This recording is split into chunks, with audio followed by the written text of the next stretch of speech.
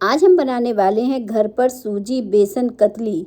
इस कतली को झटपट से आप बना के तैयार करेंगे। खाने में बहुत ही टेस्टी बनती है और घर के ही कुछ सामान से ये बन जाती है।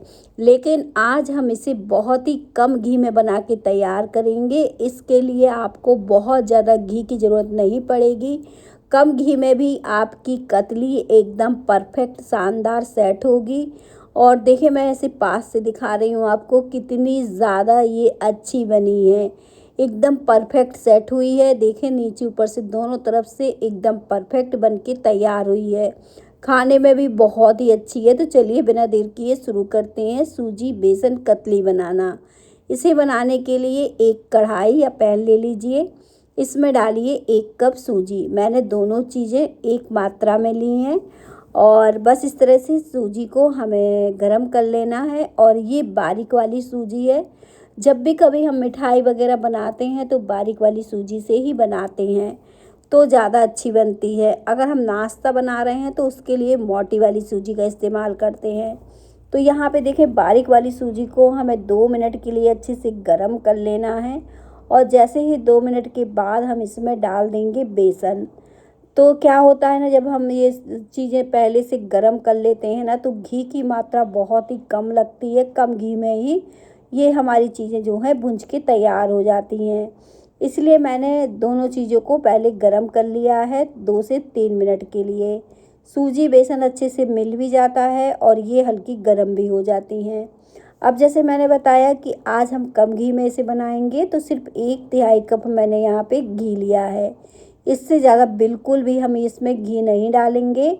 फिर भी हमारी सूजी बेसन कतली बहुत ही शानदार बनके तैयार होगी। और अब तो सावन भी आने वाला है, तो आप चाहो तो इस मिठाई को बनाकर स्टोर भी कर सकते हो। और बस खाने में जितनी अच्छी है, ये देखने में भी उतनी ही सुंदर लगती है। तो ये घर की बाज़ार की मिठाई लाने से अच्छा है आप सावन पर घर पे मिठाइयाँ बना लें। और इससे भोग वगैरह भी लगा सकते हैं। ऐसा नहीं है कि इससे भगवान का प्रसाद भोग नहीं लगा सकते। तो बस इस तरह से मैंने सूजी बेसन को बढ़िया तरीके से भूनकर तैयार किया और फिर इसे साइड रखा। फिर एक पैन लिया चाशनी बनाने के लिए। 1 कप भरकर चीनी डाली। साथ में 1/4 कप पानी डाला। पानी बहुत ही कम लगता है। जब भी कभी हम चाशनी बनाते हैं, अगर आपने ज़्यादा पानी डाल दिया तो आपको ज़्यादा देर पकाना पड़ेगा। तो ऐसा क्यों ही करना है, थोड़ा सा पानी डालिए और इसे अच्छे से चला दीजिएगा।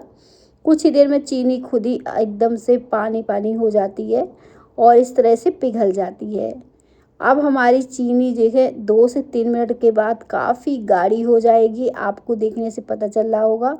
उंगलियों पे लगाएंगे तो तेल जैसी ये गाढ़ी दिखेगी। हल्का सा इसमें से तार जाएगा, बहुत ज़्यादा तार नहीं जाएगा, क्योंकि हमें तार वाली चाशनी नहीं चाहिए है। अगर हमने इसका तार बनाया तो हमारी सूजी फूलेगी नहीं फिर। तो इस तरह से हमें इसमें इस तरह की चाशनी डालना है, फिर भी हमारी बर्फ़ी अच्छे से सेट होगी और परफेक्ट बनेगी। अब इसे डालने के बाद आपको अच्छे से चलाते हुए धीमी आंच में मिक्स करना है। एक और तरीका मैं आपको बताऊंगी आगे कि आप कैसे चेक करोगे कि आपकी बर्फ़ी सेट होगी कि नहीं। तो पहले आपको ये सारी चीज़ें अच्छे से मिक्स कर लेना है। 2 से 3 मिनट के लिए पका लेना है। फिर जब ये पक के थिक दिखने लगे, आपको लगे कि ये पकने के लिए तैयार है, इस तरह से कंबाइंड हो रही है, तो आप इसे चम्मच या कटोरी में थोड़ा सा हिस्सा इसका निकाल कर चेक कर सकते हैं। जब तक कि इसका गोला अच्छे से ना बनने लगे, जैसे गोला हम बनाते हैं ना, वो गोला अगर बनने लगे तो समझ लीजिएगा हमारी बर्फ़ी अच्छे से सेट होगी। अगर वो गोला नहीं बनता है तो हमारी बर्फ़ी अच्छे से सेट नहीं होती है। बस इतनी सी बात आपको ध्यान में रखनी है और इसे चेक कर लेना है। अब हमें इसे देखें 3 से 4 मिनट लगे, ये बहुत ही अच्छे से पक के तैयार हो गई है। और मुझे लगने लगा कि ये सेट होने के लिए तैयार है, तो मैंने चम्मच पे निकाला। लेकिन जब निकाला तो देखा ये इसका गोला जो है अभी अच्छे से नहीं बन रहा था, तो मैंने वापस से डाल दिया। फिर मैंने 1 मिनट बाद इसे दोबारा से चेक किया। 1 मिनट और लगा मुझे इसे पकाने में। और फिर मैंने इसे जब दोबारा से चेक किया तो एकदम परफेक्ट ये पक के तैयार था। तो आप इस तरह से चेक कर सकते हो दोबारा से। और इसे थोड़ा सा मैंने ठंडा किया क्योंकि बहुत ज़्यादा गर्म था।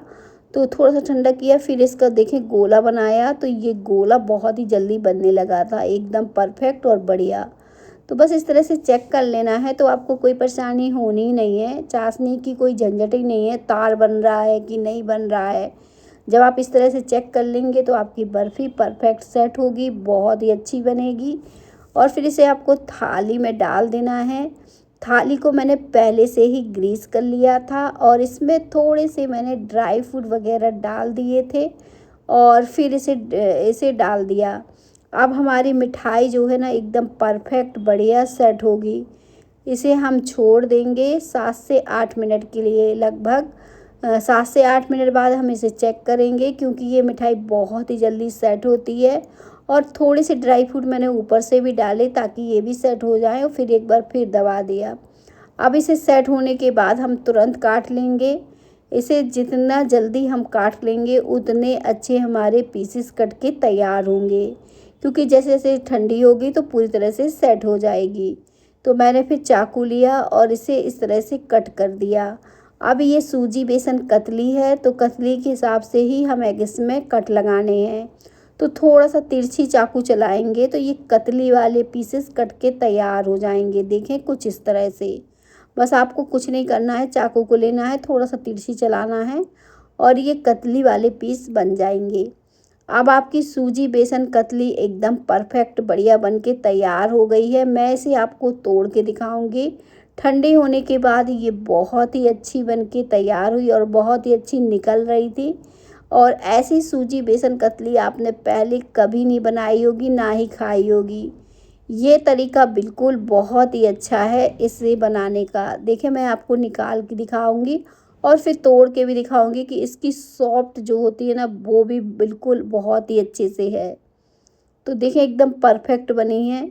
अब मैं इसे तोड़ रही हूँ, तोड़ने से ही पता चल जाएगा आपको कि कितनी अच्छी बनके तैयार हुई है। तो जब पीसेस अच्छे से बने हों तो इनको निकाल लेना है किसी प्लेट में, कुछ इस तरह से, और इसे एयर टाइट डिब्बे में रख लीजिए। आप 10 से 15 दिन तक आराम से खाइए, ये जल्दी ख़राब नहीं होती है और एकदम परफेक्ट दानेदार बनती है। और मैं तोड़ के जैसे आपको हर बार दिखाती हूँ वैसे ही मैंने तोड़ा, तो देखें अंदर तक एकदम सॉफ्ट थी, बढ़िया बनके तैयार हुई थी। रेसिपी अच्छी लगे तो रेसिपी को लाइक करें और मुझे कमेंट में भी बताएं कि कैसी लगी आज की हमारी मिठाई की रेसिपी। तो देखिए सूजी बेसन कतली हमारी एकदम परफेक्ट बनके तैयार हो चुकी है। मैंने इसे निकाल दिया है प्लेट में।